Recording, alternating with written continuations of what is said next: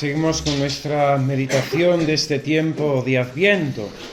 El marco eran esos textos de San Bernardo acerca de la venida intermedia del Señor a través de su gracia y a través de los sacramentos.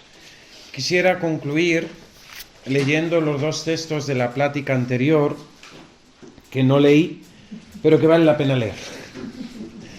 Uno es de Orígenes, el mismo autor que dije que se había condenado su tesis sobre el origenismo, sobre esa oportunidad que Dios concede después en el juicio final, incluso a los demonios, para arrepentirse, que está condenada por la Iglesia.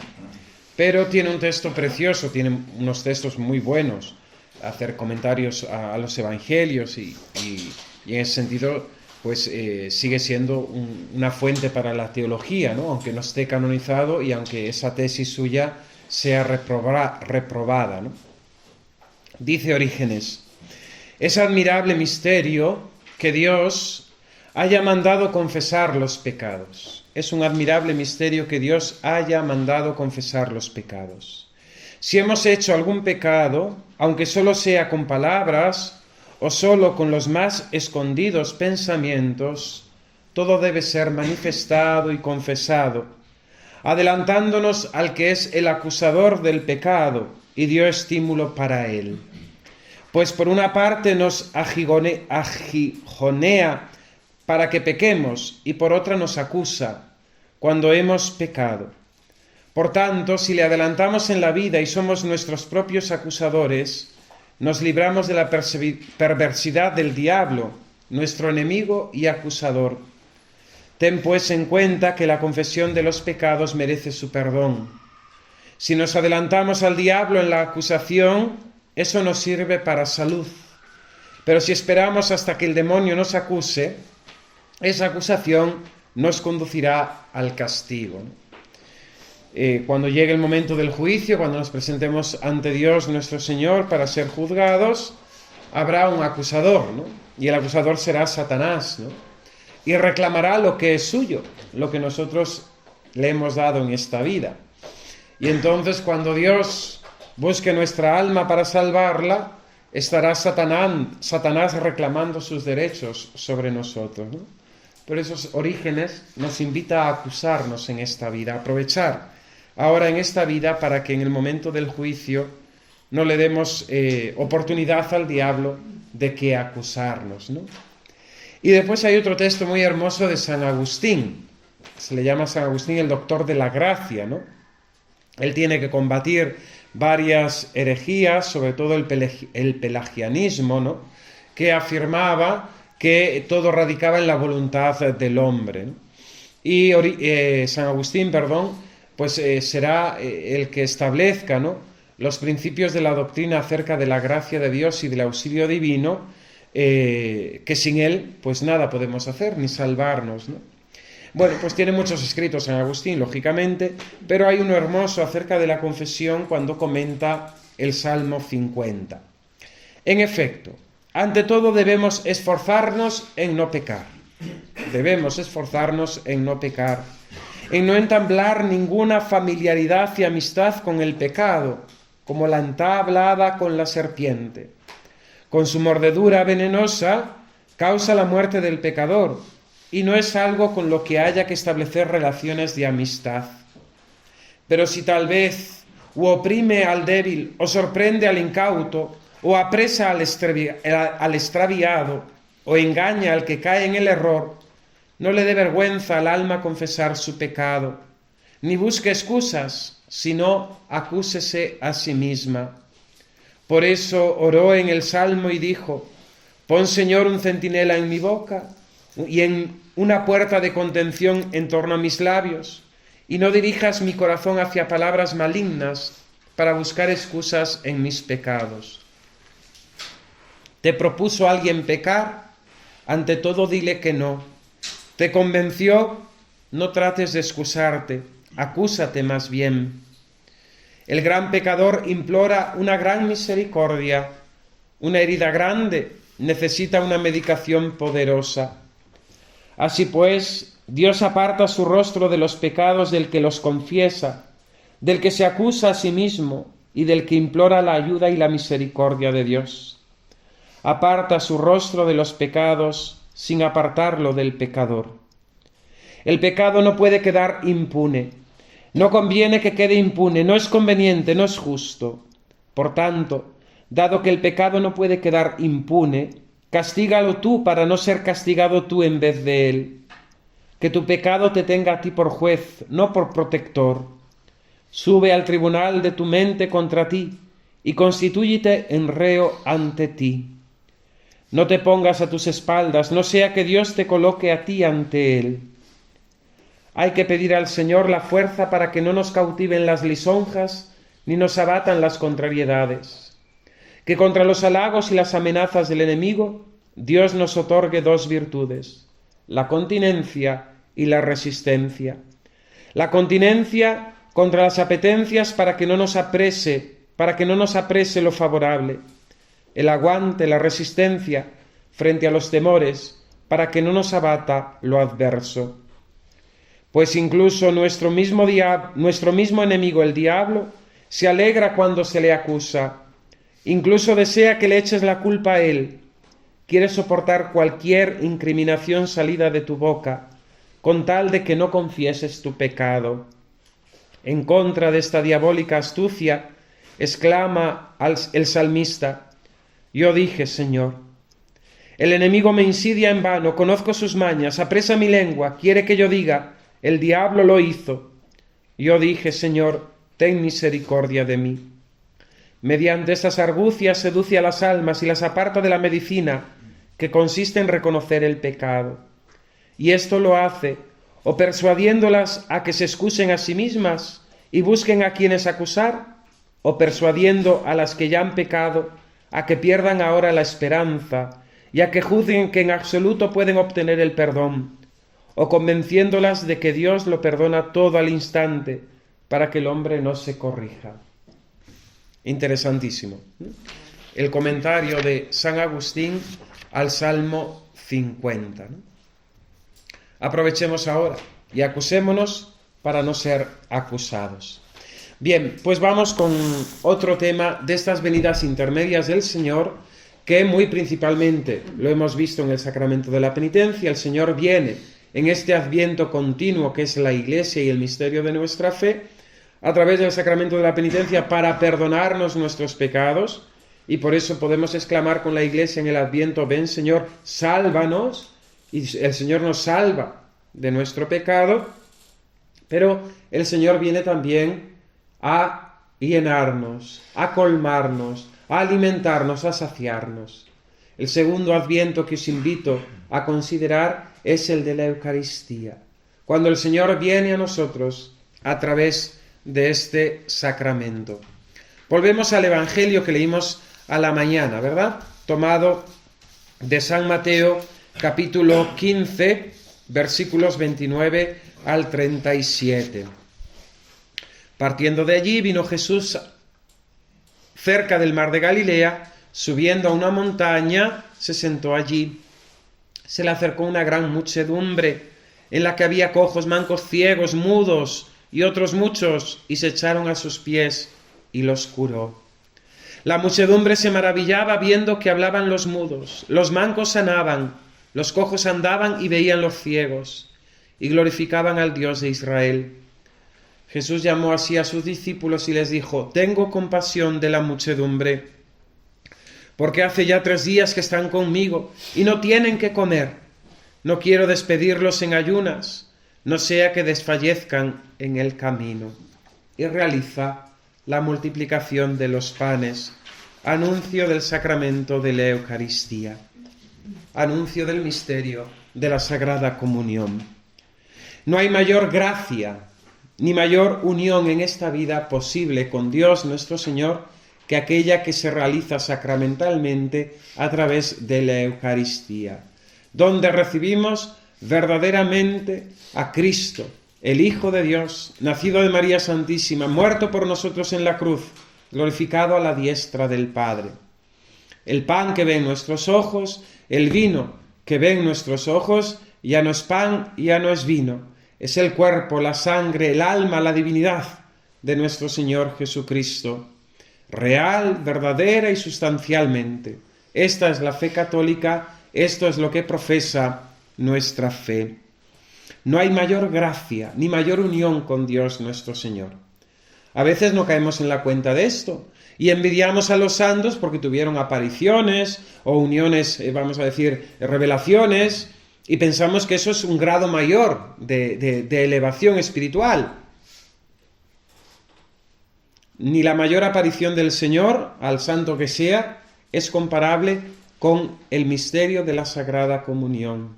Porque en la Sagrada Comunión recibimos verdaderamente, realmente, sustancialmente al mismo Dios, al mismo Jesucristo nuestro Señor. Este sacramento nos confiere la gracia santificante, la vida de Dios, la caridad, el amor. Es causa de vida eterna, que es vida de amor, pues en el cielo lo único que viviremos es de amor. Yo soy el pan de vida, el que come mi carne y bebe mi sangre tiene vida eterna, y yo le resucitaré en el último día. En la Sagrada Comunión el Señor viene, es su adviento. ¿Y a qué viene? Viene a alimentarnos, a darnos el alimento espiritual de su cuerpo y de su sangre, para darnos las fuerzas necesarias para llegar a nuestro fin, amar, conocer y servir a Dios en esta vida y gozarle por siempre en la eternidad. La Sagrada Comunión es adviento de Dios que viene a nosotros para alimentarnos, pues a través de esa vida de Cristo en nosotros podemos obrar y merecer en el orden de la gracia, en el orden sobrenatural.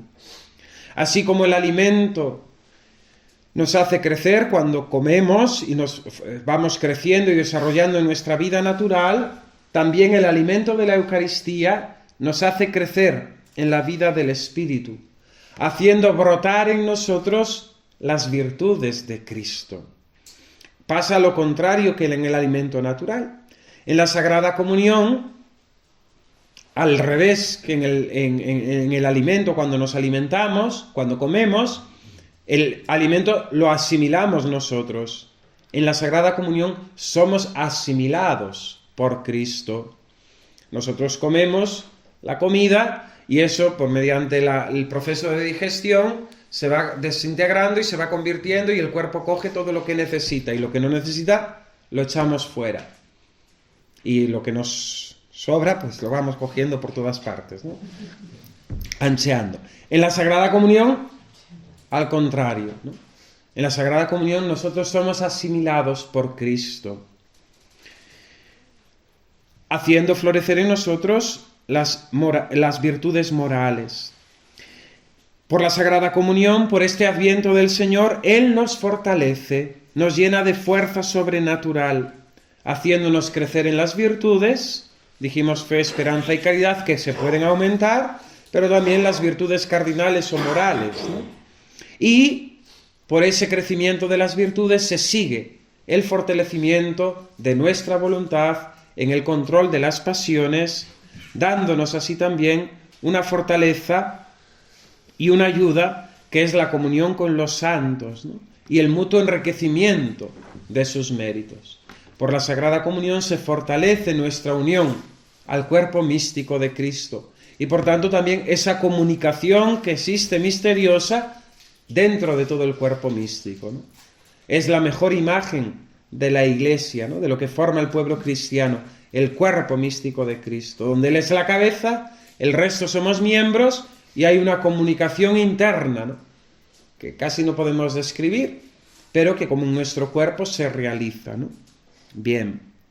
Pero estos efectos maravillosos que produce la Sagrada Comunión en nosotros no son siempre perceptibles. Tristemente, muchas veces no son perceptibles en las personas que comulgan.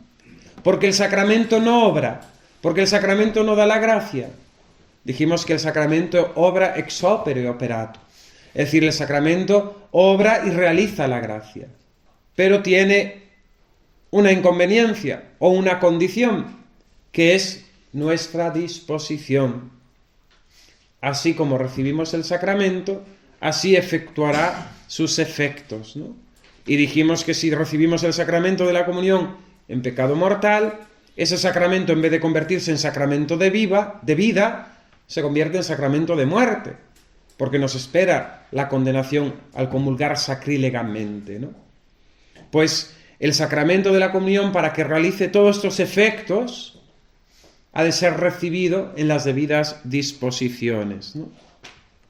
Lo vemos ahí, en el Evangelio que hemos leído, que el Señor, antes de dar de comer a esa multitud de cojos, ciegos, mancos, leprosos, los cura, los sana. Entonces, estar en gracia de Dios, estar sin pecado, se nos hace necesario para recibir el sacramento de la Sagrada Comunión y que éste realice en nosotros sus efectos. Pero sobre todo, los santos insisten en que es necesaria la preparación y la acción de gracias, como el momento extraordinario para que el sacramento realice todo su poder, toda su fuerza en nosotros. El Señor no les da a comer, antes los sana. Nosotros hemos de estar en gracia de Dios, considerándonos siempre indignos.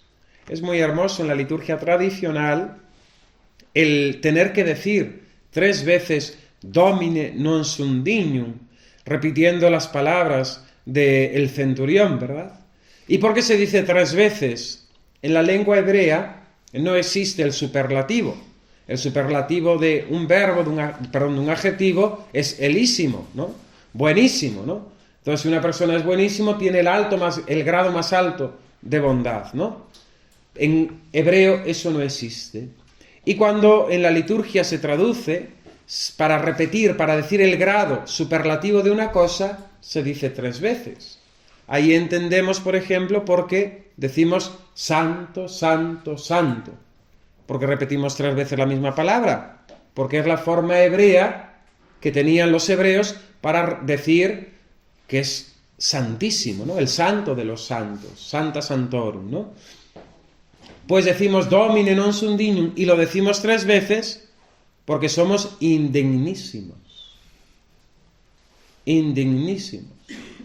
Y el Domine non sum dignus lo dijo María Santísima también, siendo dignísima. Pero ante el misterio de Dios no podemos reconocer más que nuestra indignidad. Domine non sum dignus. Señor, no soy digno de que entres en mi casa, soy indignísimo, ¿no? Esta fórmula hebrea muchas veces lo utilizamos, ¿no? Es bueno, ¿no? Nosotros mismos repetimos a veces un mismo adjetivo para decir una calidad superlativa, ¿no? De una persona, ¿no? O de algo que queremos decir, ¿no? Pues es interesante, ¿no? Como la Iglesia nos hace repetir antes de la Sagrada Comunión esa indignidad. Domine non sum dignus, Señor, no soy digno, ¿no? Eso requiere el estado de gracia, confesión reciente, ¿no? Y sobre todo una conciencia clara de no estar en pecado mortal. Porque el sacramento de la comunión, el sacramento de la Eucaristía, nos perdona los pecados veniales de forma indirecta, porque nos da la gracia de Dios, su amor, su caridad. Y así como el fuego purifica, ¿no?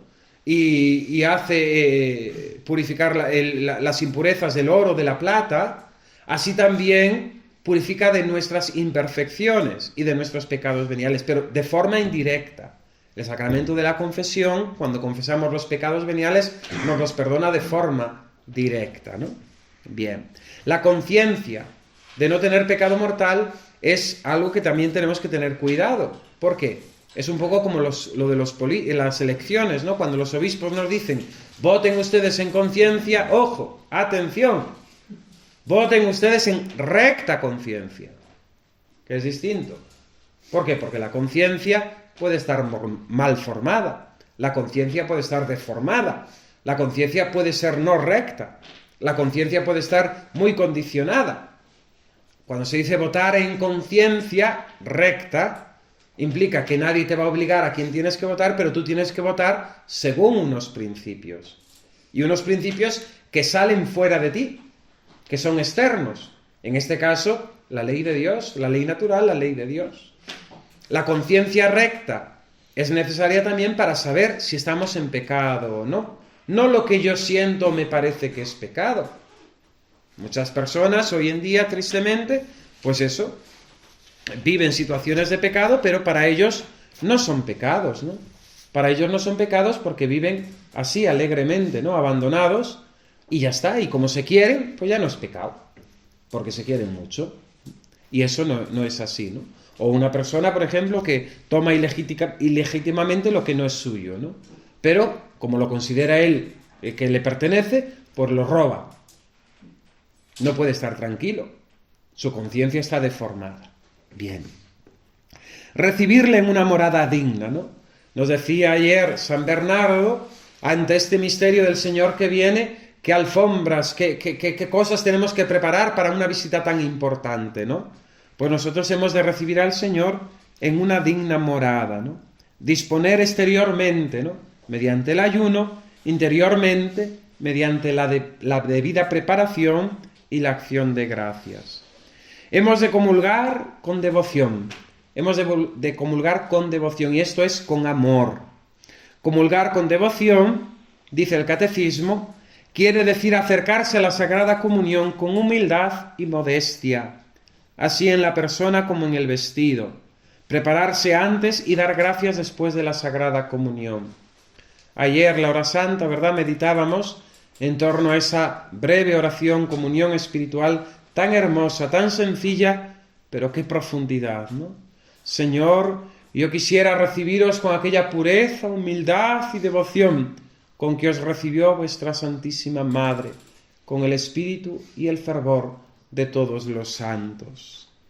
¿En qué consiste prepararse para la Sagrada Comunión? La preparación antes de la comunión consiste en gastar algún tiempo en considerar lo que vamos a recibir, quiénes somos nosotros, y en hacer actos de fe, esperanza, caridad, contrición, adoración, humildad y deseo de recibir al Señor. Prepararnos a la Sagrada Comunión requiere todo esto. La misma liturgia, la misma celebración de la Santa Misa, en definitiva, nos lleva a esta pedagogía de prepararnos debidamente a la Sagrada Comunión. Pero podemos quedarnos simplemente en lo externo.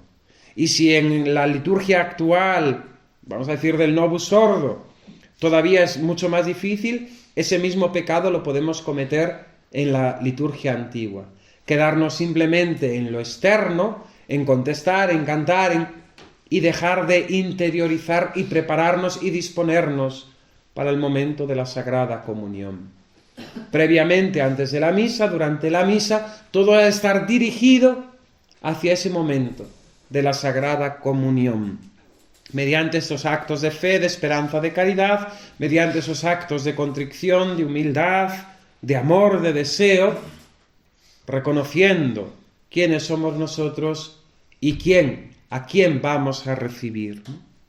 ¿En qué consiste la acción de gracias después de la Sagrada Comunión? Dice el Catecismo. La acción de gracias después de la Sagrada Comunión consiste en recogernos interiormente y honrar al Señor dentro de nosotros mismos, renovando esos mismos actos de fe, de esperanza, de caridad, pero ya ante la realidad de que el Señor está dentro de nosotros. Adorarle, darle gracias, hacerle el ofrecimiento de nuestra vida y de todo cuanto somos, pedirle, sobre todo aquellas gracias que nos son más necesarias para nosotros o para las personas de nuestra mayor obligación. ¿Qué debe hacerse el día que se ha comulgado, ¿no? Este es el Catecismo de San Pío X, y no era costumbre ni era muy frecuente comulgar todos los días, ¿no? Hoy comulgamos todos los días y mirad qué comuniones, ¿no? ¿Dónde están los frutos de esa Sagrada Comunión? ¿Por qué? Porque no nos preparamos bien, porque no damos gracias suficientes a Dios por tal gran misterio, ¿no? La misma Santa Teresa de Jesús, creo que tengo por aquí la cita, se asusta, ¿no? Queda espantada, ¿no? Lo dice ella en Camino de Perfección, después lo leeremos, ¿no? De cómo la gente comulga y ya rápidamente sale de la iglesia a sus asuntos sin caer en la cuenta, ¿no?, de que han tenido la audiencia con el soberano Señor, ¿no?, con el soberano Señor. Dice el Catecismo, ¿qué se ha de hacer el día que se ha comulgado? ¿Qué hemos de hacer cuando comulgamos? Hemos de estar recogidos en cuanto sea posible, ocuparse en obras de piedad, cumplir con mayor diligencia nuestras obligaciones de Estado, ¿no?, porque hemos recibido a Dios. Bien, quiero ahora meditar un poquito con vosotros unos textos de San Pedro Julián Aymar.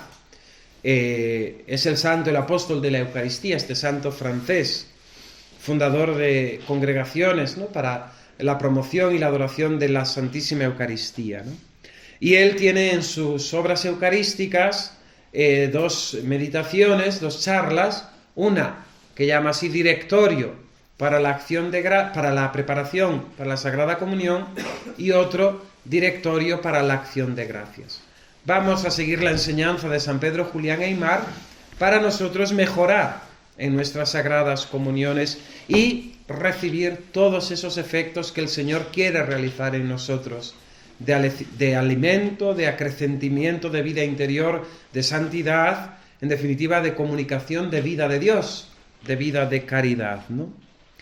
Todo el deseo, dice el santo San Pedro Julián Aymar, por parte de nuestro Señor Jesucristo, que fundó este sacramento, es el deseo de que le recibamos, y le recibamos a menudo. La voluntad de nuestro Señor Jesucristo, al fundar el sacramento de la Eucaristía, es que le recibamos, y le recibamos con frecuencia. Tomad y comed, tomad y bebed.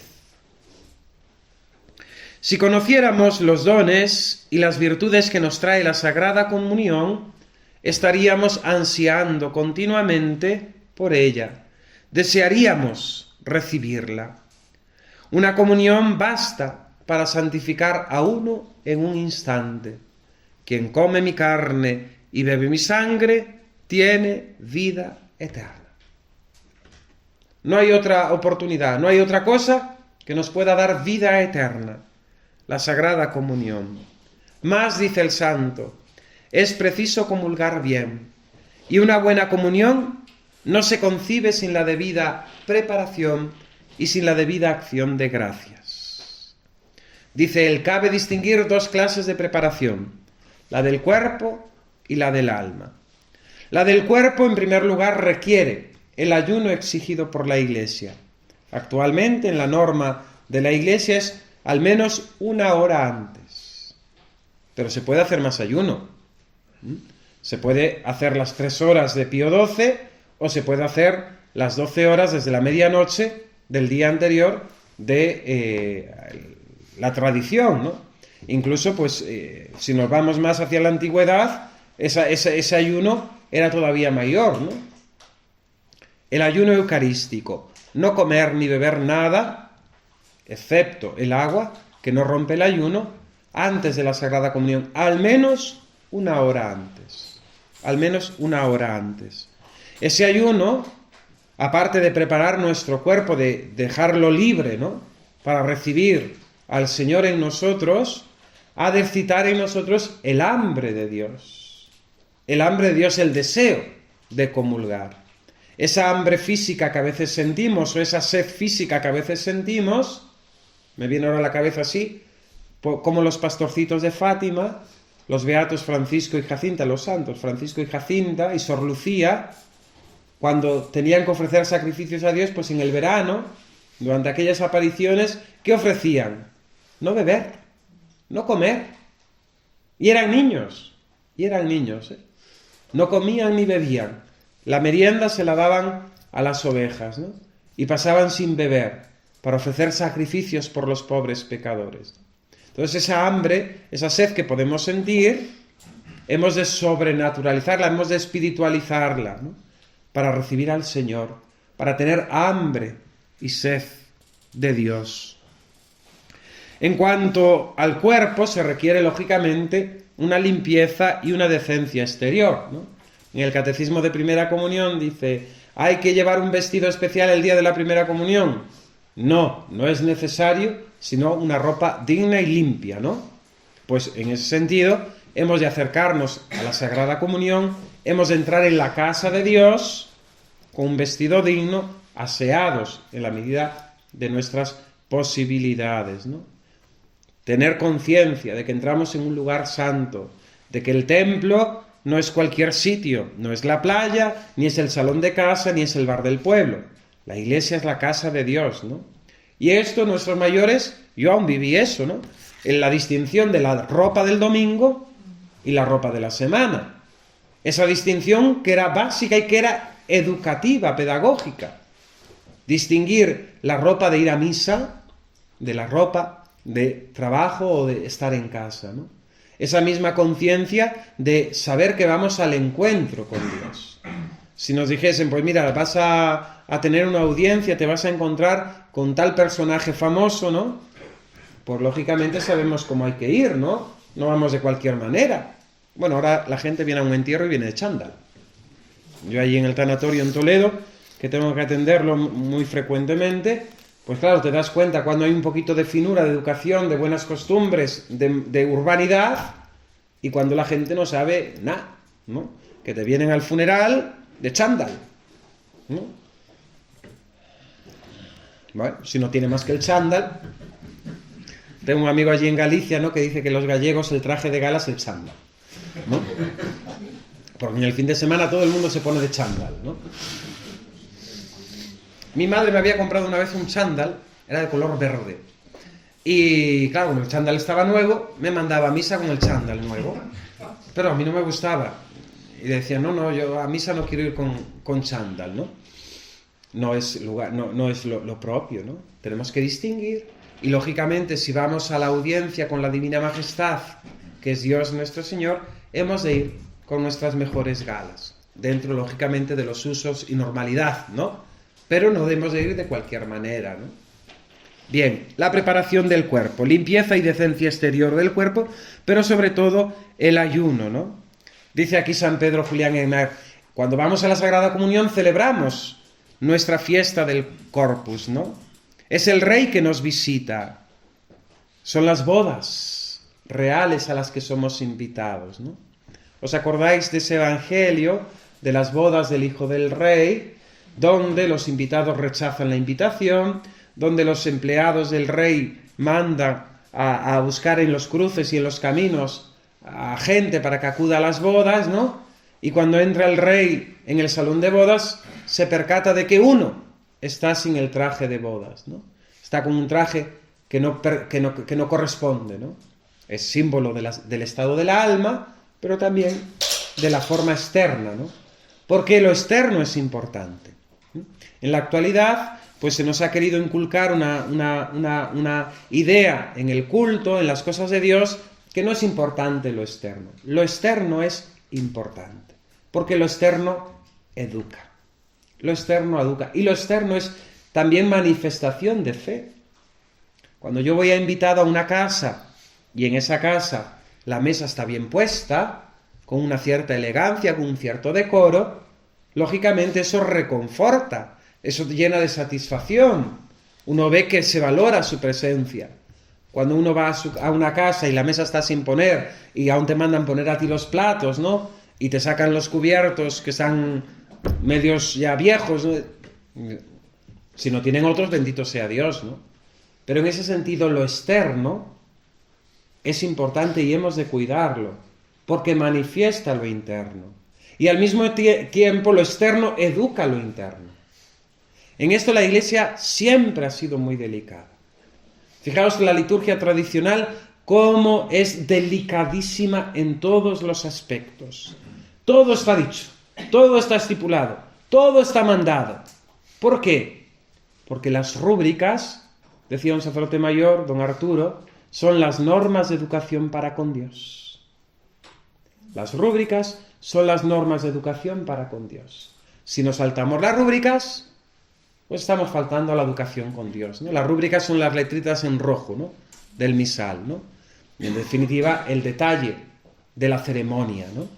En eso la Iglesia ha sido exquisita, en el cuidado de los vasos sagrados, en la ornamentación y construcción de los templos, en los ornamentos sagrados. Todo exquisito. Todo lo mejor dentro de las posibilidades. Lógicamente no era lo mismo construir una iglesia en el París del 18, donde había dinero y se podía invertir, que construir una iglesia en medio de las misiones, donde los medios eran menores, ¿no? Pero dentro de las posibilidades, la conciencia de lo mejor para el Señor. Esa conciencia a nosotros nos educa y nos enseña. Por eso no nos podemos quedar en la forma, pero la forma es muy importante. La forma es muy importante, ¿no?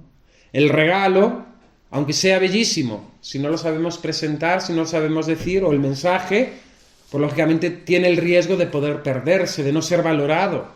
Por eso es importante la forma, el contenido, porque al mismo tiempo la forma nos enseña el contenido y el contenido nos lleva a la forma como expresión de fe. Bien, vamos al alma, que es más importante todavía, ¿no?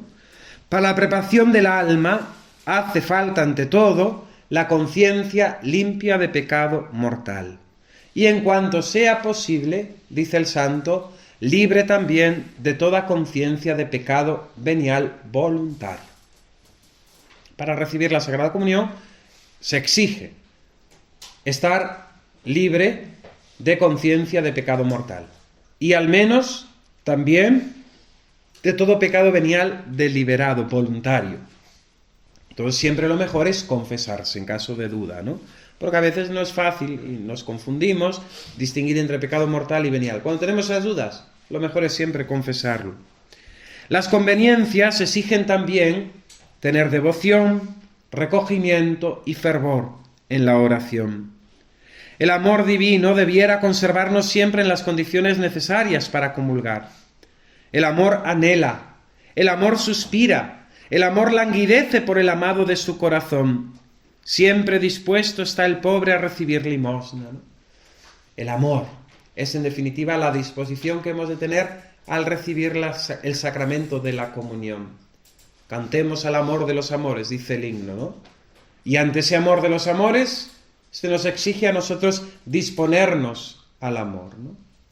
Muchas veces pues vemos la comunión, pues eso, como un reparto de galletas, como un acto más dentro de una celebración, y es el momento más solemne, importante, extraordinario que pueda acontecer cada día, ¿no? Sobre la faz de la tierra. Dice el santo, avivad vuestro amor, ¿no?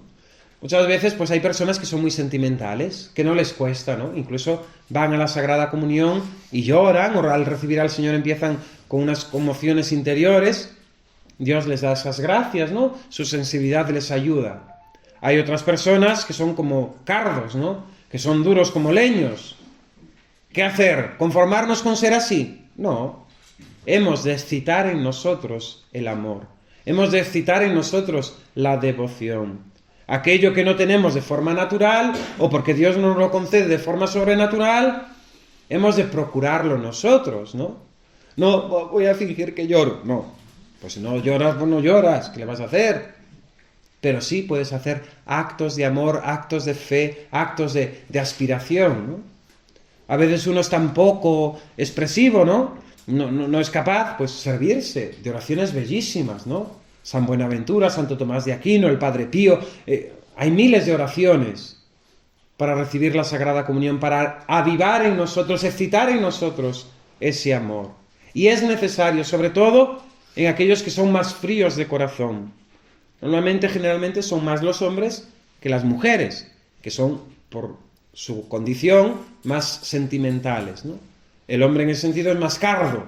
Pues el hombre en ese sentido tiene que excitar más la devoción, el amor. Tiene que hacer un esfuerzo. No simplemente quedarse con el acto racional, voy a recibir la comunión, es Jesucristo, sino que ha de mover su corazón, ¿no? Si uno lee el Cantar de los Cantares, esa esposa que busca al amado, en definitiva es el alma que busca al Señor, ¿no? Y aplicar el Cantar de los Cantares a ese momento de la Sagrada Comunión es bellísimo, ¿no? Busqué al amor de mi vida, ¿no? Al amor de mi alma, ¿no? lo he encontrado y no lo dejaré jamás, ¿no? Pues con eso, con el Cantar de los Cantares, algunos versículos, oraciones de los santos, todo eso ha de ayudarnos a encender nuestro corazón. Porque si no nos vamos a morir de frío. Tenemos la chimenea, tenemos la leña, tenemos el carbón, tenemos el mechero, pero no encendemos el fuego. Pues nada, por mucho que estemos allí delante del fogón, nos moriremos de frío. Hay que encenderlo.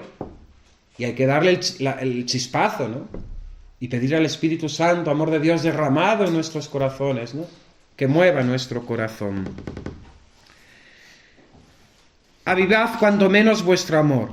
Y el santo nos da una forma muy fácil, que es a través de los 4 fines del santo sacrificio de la misa, ¿no? Sabéis que la misa tiene 4 fines. Se instituyó por el Señor con 4 fines. El primero, la adoración. Rendir a Dios el culto debido, ¿no? Y perfecto que se realiza en Cristo, ¿no? Ese espíritu y esa adoración, que el Señor afirma en espíritu y en verdad. Ya no se dará culto ni en el templo en Jerusalén, ni en el monte de los samaritanos, sino que el culto será ahora en espíritu y en verdad. El culto verdadero, la adoración a Dios, se realizará en el monte Calvario, donde Cristo, el Hijo de Dios, ofrece su sacrificio de adoración al Padre. El segundo fin de la misa, del santo sacrificio de la misa, es la acción de gracias. Rendir a Dios una acción de gracias por todos sus beneficios, ¿no? Y en correspondencia a todo lo que Él nos ha dado. Primer fin, la adoración. Segundo fin, la acción de gracias, la Eucaristía. Eso significa la palabra Eucaristía en griego, acción de gracias. El tercer fin del santo sacrificio de la misa es el fin impetratorio, ¿no? El pedir perdón a Dios de nuestros pecados. Jesucristo instituye su sacrificio, la Eucaristía, para el perdón de los pecados. Este es mi cuerpo entregado por vosotros. Ese por implica la voluntad de Cristo de ofrecerse en víctima, en sacrificio, por nosotros, por nuestros pecados, reos de muerte. Este es el cáliz de mi sangre derramada por vosotros, para el perdón de los pecados. Así que la misa es una fiesta muy alegre. No. Eso lo pueden cantar los protestantes, porque no creen en el sacrificio del Señor. No tienen la fe católica por la Eucaristía. Pero para nosotros la Eucaristía es sacrificio. Sacrificio de adoración, sacrificio eucarístico, sacrificio de propiciación por el perdón de los pecados y sacrificio de petición para implorar las gracias a Dios nuestro Señor, las gracias que necesitamos para esta vida y para conseguir la vida eterna, ¿no? Entonces, el santo nos dice: servíos, valiéndolos de los 4 fines de la Santa Misa, avivad en vosotros los sentimientos, el amor para recibir al Señor, ¿no? Adorad, en primer lugar, con viva fe a Jesús. Adoradle exteriormente, ¿no? Qué cosa más hermosa el tener rodillas, ¿verdad? Y que el Señor permita que nos podamos arrodillar. Eso que en la mentalidad actual, ¿verdad?, al hombre le parece humillante arrodillarse, y en cambio es el acto más excelente que una criatura puede hacer ante su Señor y ante su Dios. Ponerse de rodillas, ¿no? Ponerse de rodillas. No os pongáis de rodillas, ¿no? Por la uniformidad comunitaria, por la uniformidad de la comunidad, dicen, ¿no? No, poneros todos de rodillas y el que no pueda que esté de pie. Claro. La uniformidad es hacia lo más alto, hacia lo más elevado. Y en ese sentido es adorar, ¿no? El Señor nos inventó las rodillas para saber arrodillarnos, ¿no? Para poder adorarle. Y ese gesto externo manifiesta lo que es la adoración, que en definitiva, dice el Catecismo, la prosternación total del hombre que se reconoce criatura ante su Creador. La prosternación del hombre.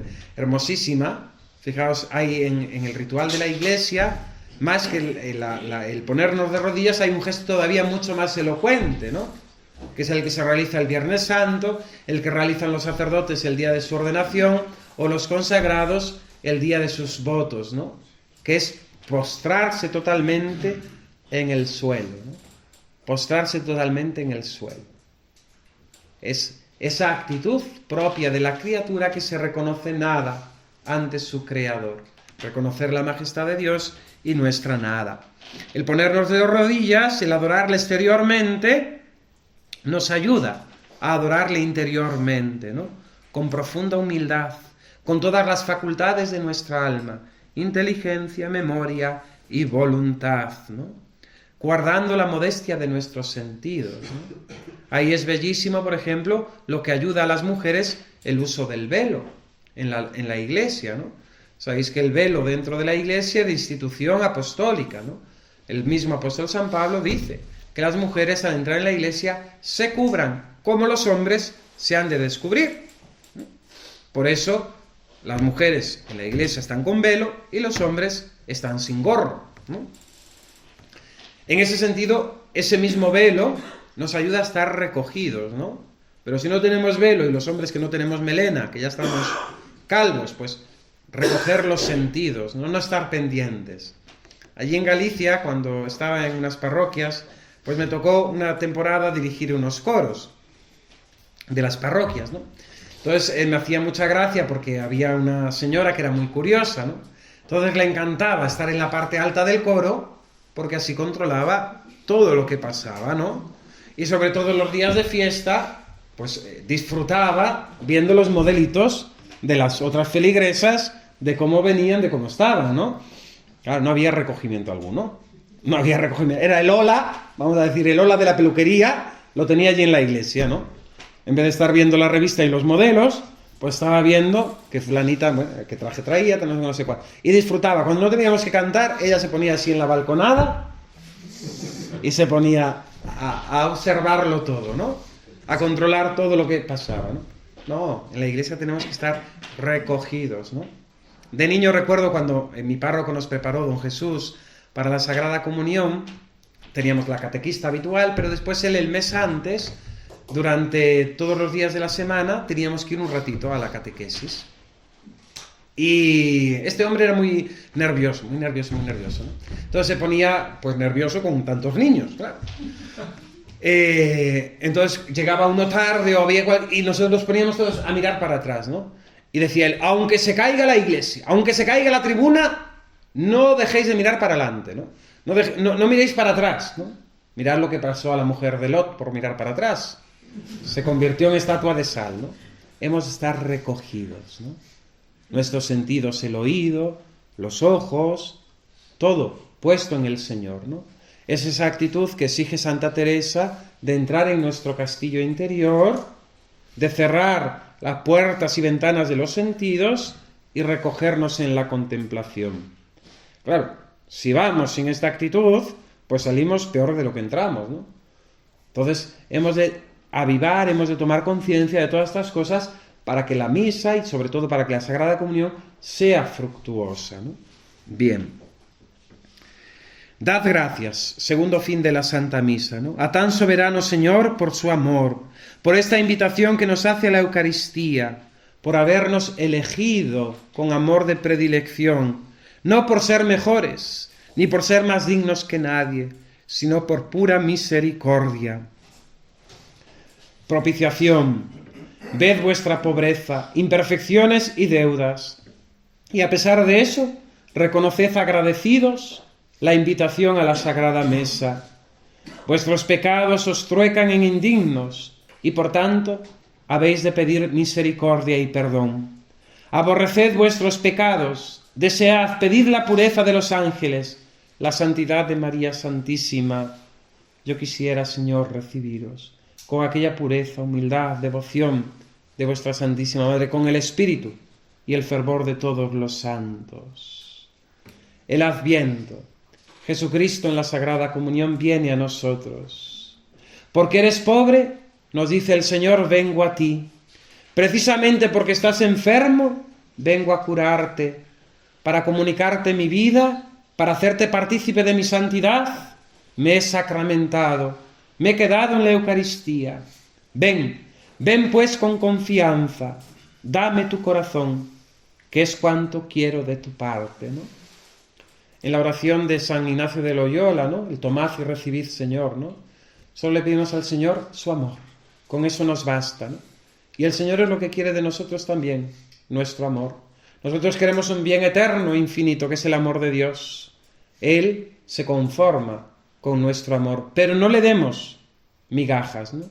No le demos migajas, porque el Señor quiere nuestro corazón completamente. Tercer fin.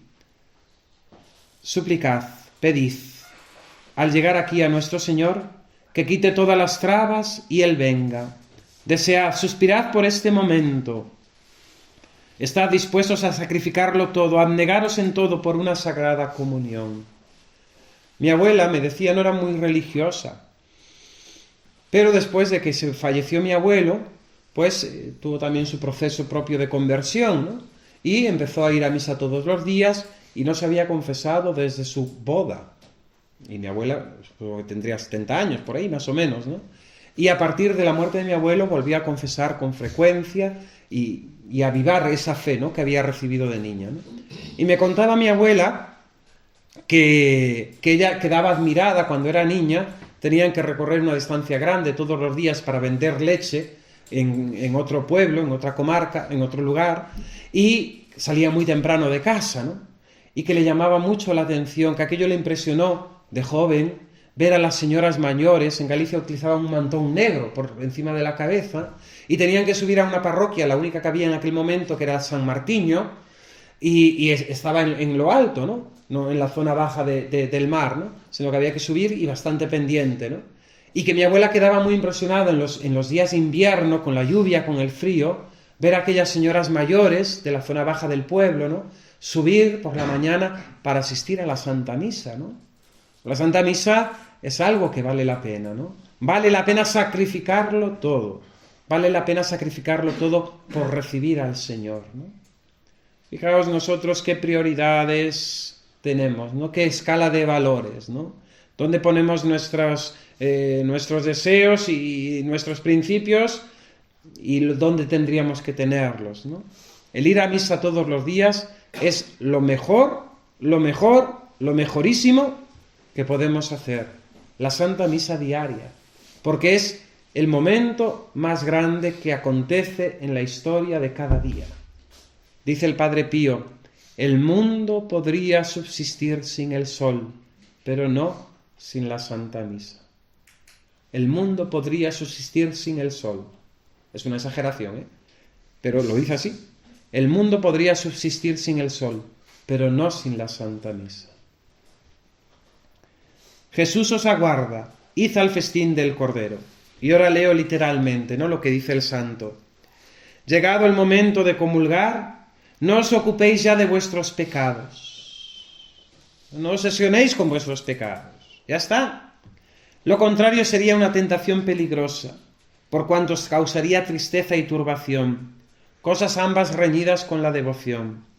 No os ocupéis tampoco ahora en hacer oraciones vocales, sino id a recibir a vuestro amoroso Dios, con sosiego de la conciencia, poseídos de dulce sentimiento de confianza en la bondad de Dios que os llama y os aguarda. Id a la sagrada mesa con las manos juntas. No tengáis nunca vergüenza de juntar las manos, y de poneros recogidos en la fila de la Sagrada Comunión. Vergüenza para pecar, vergüenza para el mal, pero para la piedad, para el bien. Fijaos, rezar simplemente poniendo así las manos nos ayuda muchísimo, porque ya te ayuda a recogerte, a que estás haciendo algo sobrenatural. Puedes ir así, puedes así. Las manos en los bolsillos, no. No. Yo lo aprendí con un tortazo. Una vez fui a comulgar y debía ir con las manos en el bolsillo. Y una señora, ¡pah!, me golpeó las manos, ¿no? Niño, las manos fuera, ¿no? Con las manos en los bolsillos, no. Pero si las ponemos así, vamos con una unción, vamos con un recogimiento, ¿no? Id a la Sagrada Mesa con las manos juntas, con los ojos bajos, no pendientes del vestido de la vecina, ¿no? Andar grave y modesto. Poneos de rodillas con el corazón penetrado de sentimiento de gozo y felicidad. Vais a recibir al Dios de la vida. Al comulgar, tened la cabeza derecha, y quieta. Quien pueda. Los ojos bajos. Abrid modestamente la boca. Sacad la lengua sobre el labio inferior y tenedla inmóvil hasta que el sacerdote haya puesto en ella la sagrada forma. Y recibid la Sagrada Comunión. No tengáis vergüenza de abrir la boca. Hay gente pues que no se muerde el Santísimo. Hay gente que coge el Santísimo de los dientes. No. Con los dientes no se toca. Sacad la lengua, dejad que el sacerdote deposite la sagrada forma y la recogéis, ¿no? Tenedla inmóvil hasta que el sacerdote haya puesto en ella la sagrada forma. Guardadla un momento, si queréis, sobre la lengua, para que Jesús, santidad y verdad, la purifique, la santifique. Introducidla luego en vuestro pecho y ponedla sobre el trono de vuestro corazón. Adoradle en silencio y comenzad la acción de gracias. Esta sería la preparación hasta el momento sublime de la Sagrada Comunión. Recibir a Dios. Es que todos los misterios de la fe son eso, son extraordinarios, ¿no? Y no somos conscientes ni somos capaces de asumir la grandeza, la profundidad, el don, la misericordia de Dios en cada uno de ellos, ¿no? Pero muy particularmente en la Sagrada Comunión. Si nos admira el misterio de la encarnación, del Hijo de Dios, del Verbo Eterno en las entrañas de María Santísima, pensad que esto se repite. La Navidad se repite en cada Sagrada Comunión. Cristo se hace carne con mi carne. Cristo se hace sangre con mi sangre. Yo me hago carne con Cristo. Yo me hago sangre con Cristo. Él es mío y yo soy de Él. Es la unión mayor que puede existir en esta vida con Dios nuestro Señor. Antesala de la vida eterna. Yo creo que hay que dejarlo. Y nuevamente me siento frustrado. Mañana trataremos un poquito de la acción de gracias. Agimus tibi gratias omnipotens Deus, pro universis beneficis tuis, qui regnas in saecula saeculorum. Amen. Gloria Patri et Filio Spiritui Sancto. Ave Maria Purissima.